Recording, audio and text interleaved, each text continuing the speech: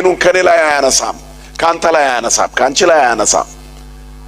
ሁሉ ጊዜ ደጅ የምንጠናው ከሆነ ከኛ ላይ አያነሳም እግዚአብሔር አይኖቹን። ስሙ የተመሰገነ ይሁን።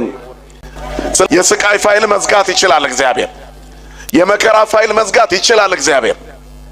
አያችሁ፣ የትላንትና ጽልመት የበዛበት ታሪካችሁን መቀየር እግዚአብሔር ይችላል። የሚሳነው ነገር የለም።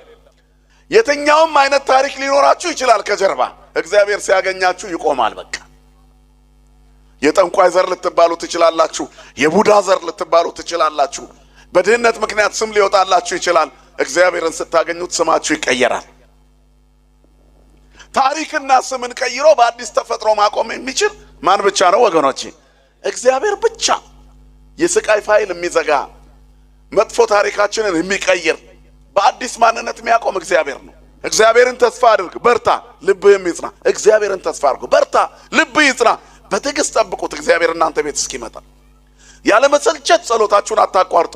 አትሰልቹ ጸሎቱን፣ አትሰልቹ ቅዳሴውን፣ አትሰልቹ ወንጌሉን፣ አትሰልቹ ማህሌቱን፣ አትሰልቹ ሰዓታቱን፣ ውዳሴ ማርያም መድገሙን አትሰልቹ። አቡነ አቡነ አባት ሆይ ማለት አትሰልቹ። አንድ ቀን ድምፅ ወደ ጆሮአችን ይገባና ልባችንን ይፈውሰዋል። እግዚአብሔር ይፈውሰን።